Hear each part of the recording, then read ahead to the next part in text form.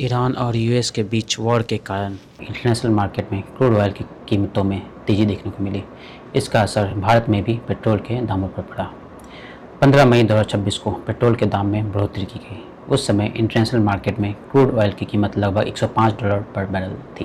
15 मई 2026 से 25 मई 2026 के बीच पेट्रोल के दाम 4 बार बढ़े। सबसे पहले 15 मई को ₹3 पर लीटर की बढ़ोतरी हुई। इसके बाद 19 मई को 87 पैसे बढ़े, फिर 23 मई को एक बार और 87 पैसे बढ़े और आखिर में 25 मई को ₹2.61 पेट्रोल के दाम बढ़ाए गए। अब देखते हैं कि आज के समय में अलग अलग राज्यों में पेट्रोल की कीमत क्या है। सबसे पहले देखते हैं 4 ऐसे राज्य जहां पेट्रोल की कीमत सबसे ज़्यादा है। नंबर 4 पर है राजस्थान, जहां पेट्रोल की कीमत ₹113.87 है।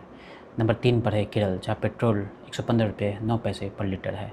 नंबर 2 पर है तेलंगाना, जहां पेट्रोल की कीमत ₹115.69 है।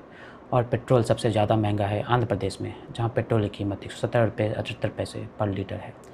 अब 3 ऐसे राज्य जहां पेट्रोल सबसे सस्ता है। नंबर 3 पर है अरुणाचल प्रदेश, जहां पेट्रोल ₹97.70 है। नंबर 2 पर है उत्तराखंड, जहां पेट्रोल ₹97.45 है। और सबसे सस्ता पेट्रोल गोवा में मिल रहा है, जहां पेट्रोल की कीमत ₹95 पर लीटर है।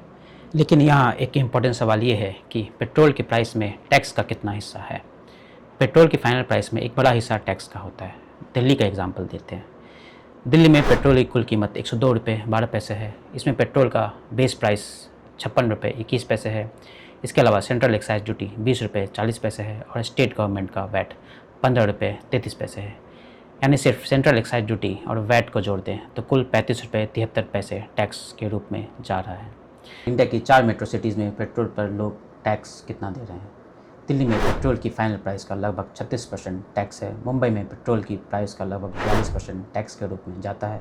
कोलकाता में टैक्स का हिस्सा सबसे ज़्यादा लगभग 46% है और चेन्नई में टैक्स लगभग 42% है। यानी पेट्रोल की जो कीमत हम पंप पर पे करते हैं उसमें एक सिग्निफिकेंट हिस्सा टैक्स का होता है। लेकिन क्या पेट्रोल महंगा होने से सिर्फ गवर्नमेंट को ही फ़ायदा होता है? अब देखते हैं ऑयल कंपनीज़ का प्रॉफिट। अगर हम पिछले कुछ सालों के प्रॉफिट को देखते हैं तो मेजर ऑयल कंपनीज़ के प्रॉफिट में काफ़ी बढ़ोतरी हुई है।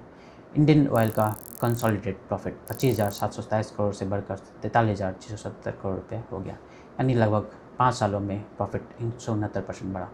बीपीसीएल का प्रॉफिट फाइनेंशियल ईयर 2021-22 में 11,642 करोड़ था, जो फाइनेंशियल ईयर 2025-26 में बढ़कर 25,843 करोड़ रुपये हो गया। यानी लगभग 221% की बढ़ोतरी। एचपीसीएल का प्रॉफिट फाइनेंशियल ईयर 2021-22 से फाइनेंशियल ईयर 2025-26 के बीच 247% बढ़ा। और ओएनजीसी का प्रॉफिट फाइनेंशियल ईयर 2020-21 में 21,360 करोड़ था, जो फाइनेंशियल ईयर 2025-26 में बढ़कर 49,793 करोड़ रुपये हो गया। यानी ओएनजीसी का प्रॉफिट में लगभग 233% की बढ़ोतरी हुई। तो एक तरफ कंज्यूमर पेट्रोल के लिए ज़्यादा पैसा दे रहे हैं, गवर्नमेंट को टैक्स मिल रहा है और ऑयल कंपनीज के प्रॉफिट्स में भी सिग्निफिकेंट ग्रोथ देखने को मिल रही है।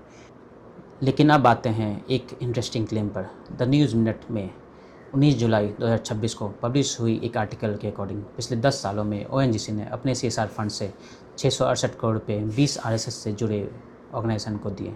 इस क्लेम और इन ऑर्गेनाइजेशन के बारे में अगर आप डिटेल में जानना चाहते हैं तो कमेंट करके बताएं। और आपको क्या लगता है, पेट्रोल के दाम कम होने चाहिए या फिर? साहब चंगासी